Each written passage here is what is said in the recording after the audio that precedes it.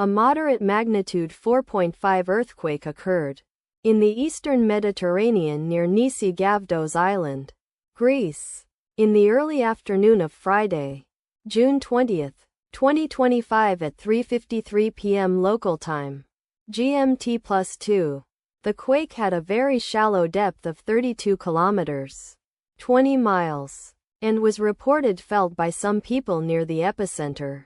First to report, auth after 3 minutes. The earthquake occurred 14 weeks after a magnitude 4.5 earthquake had hit on Friday, March 14, 2025, at 6:37 p.m.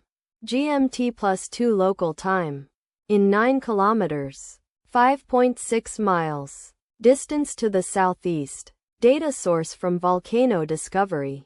Did you feel it? Let us pray. May the earthquake that occurred not affect our brothers and sisters there. May the earthquake not happen again. And may God protect everyone. Amen.